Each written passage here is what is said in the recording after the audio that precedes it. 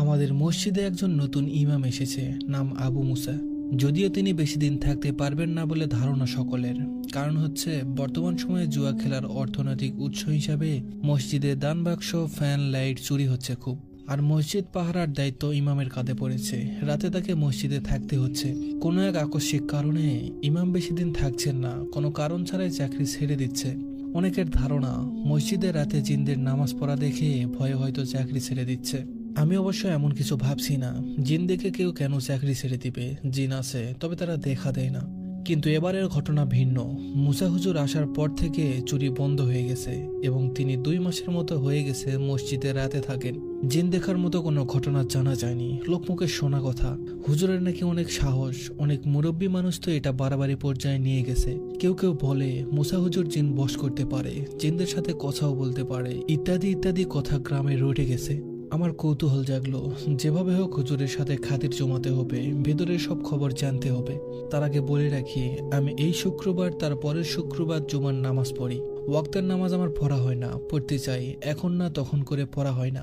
এজন্য হুজুর আমাকে চেনে না সেভাবে। তো রমজান মাস আসায় আমি রোজা রাখছি, নামাজে যাওয়ার ইচ্ছে 5 ওয়াক্ত। বেশিরভাগ সময় মসজিদে কাটানোর ফলে হুজুরের সাথে পরিচয় ভালোই জমে উঠেছে আমার। তার সাথে পরিচয় হওয়াই বুঝলাম তিনি অনেক জ্ঞানী এবং বুদ্ধিমান একজন মানুষ। জ্ঞানী বলছি কেন সেটার ব্যাখ্যা করছি। আমি তাকে বিভ্রান্ত করার জন্য প্রশ্ন করলাম, হুজুর, আল্লাহ তো আমাদের মানুষের অলৌকিক কিছু দেখায় না, তাই না? এই যেমন ধরেন, আমরা ছোট থেকে বড় হই, কোনোদিনকে আমরা দেখেছি আমাদের হাত পা হঠাৎ চোখের সামনে 2 ইঞ্চি লম্বা হয়েছে?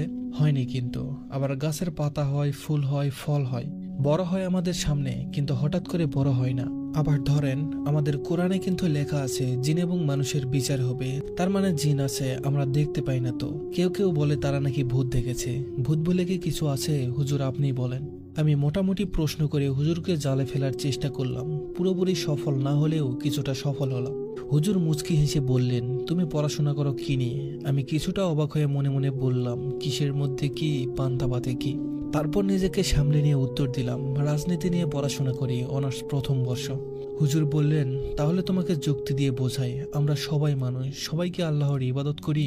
আমি বললাম, না, অনেকে আছে নাস্তিক, আবার অনেকে মূর্তি পূজা করে, কেউ খ্রিস্টান, আরো অনেক ধর্ম বেছে নিয়েছে এই একই মানুষ। হুজুর আমার থেকে আশানুরূপ উত্তর পেয়ে আরো বেশি আগ্রহ নিয়ে কথা বলতে লাগলেন। এবার বলো তো, মানুষ কি সবাই ভালো? আমি এবার আরো গুছিয়ে প্রস্তুতি নিয়ে উত্তর দিলাম, না, সবাই ভালো না। ভালো মানুষের সংখ্যা খুব কম। মানুষ খারাপ বেশি, সুদখোর, ঘুষখোর, ধান্দাবাজ, চোর।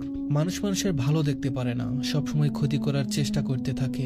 মসজিদ থেকে পর্যন্ত চুরি করছে, এমন পর্যায়ে চলে গেছে, এমনকি মসজিদের জুতাও চুরি করে। হুজুর বললেন, জিনদের মধ্যেও তেমন ভালো মন্দ আছে। ভালো জিন আমাদের মতো ইবাদত করে। তাদের সময় রাত 12টা থেকে ফজরের আজানের আগ পর্যন্ত। তারা মসজিদে এসে নামাজ পড়ে, অনেকে সেটা দেখেছে। শুনে দেখো তুমি। আর খারাপ জিন তারা সুযোগ পেলেই মানুষের সামনে দেখা দেয়, বিভিন্ন বেশে ভয় দেখানোর চেষ্টা করে।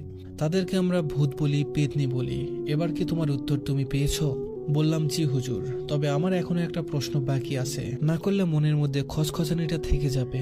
হুজুর বললেন, তোমার প্রশ্ন কি? আমি বললাম, আপনি মসজিদে কখনো জিনদের নামাজ পড়া দেখেছেন? হুজুর বললেন, প্রায় দেখি, নামাজে দাঁড়ানো অবস্থায়ও দেখেছি।